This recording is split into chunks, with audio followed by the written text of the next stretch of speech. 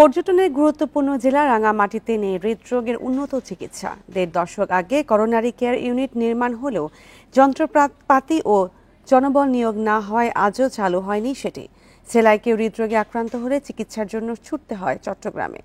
চিকিৎসা সেবা চালুর বিষয়ে স্বাস্থ্য অধিদপ্তরের সঙ্গে যোগাযোগ চলছে, জানালেন সিভিল সার্জন। ২০০৯ সালে রাঙামাটি জেনারেল হাসপাতাল প্রাঙ্গণেই নির্মাণ হয় ৫ তলা বিশিষ্ট করোনারি কেয়ার ইউনিট। স্থাপন করা হয় বেশ কিছু সরঞ্জাম। তবে ১৫ বছর পেরিয়ে গেলেও এখনও চালু হয়নি হৃদরোগের চিকিৎসার এই ইউনিট। ২০১৪ সালে ভবনটি রাঙামাটি মেডিকেল কলেজের কার্যক্রমের জন্য হস্তান্তর করে মন্ত্রণালয়। রাঙামাটি জেনারেল হাসপাতালে প্রতিদিন গড়ে ৫ জন রোগী আসেন হৃদরোগে আক্রান্ত হয়ে। উন্নত চিকিৎসার ব্যবস্থা না থাকায় তাদের পাঠাতে হয় চট্টগ্রামে। আমরা অক্সিজেন দেওয়া ছাড়া আর প্রাথমিক ট্রিটমেন্ট যেটাই ডাক্তার সাহেব অ্যাডভাইস করে সেটা দিয়ে চিটং রেফার করে দেয়, তখন চিটং এ পাঠিয়ে দেওয়া হয়। বিভিন্ন এলাকা থেকে স্ট্রোকের রোগী এসে এখানে করোনারি ইউনিটে ভর্তি হতে না পারে রাস্তায় যেতে যেতেই তারা মৃত্যুবরণ করছে। এটি আমাদের জন্য খুবই হতাশা এবং দুঃখজনক।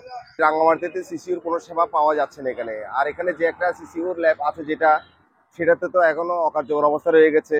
প্রয়োজনীয় জনবল ও যন্ত্রপাতির বরাদ্দ না থাকায় ১.৫ দশকেও এটি চালু করা যায়নি, জানালেন কর্মকর্তা।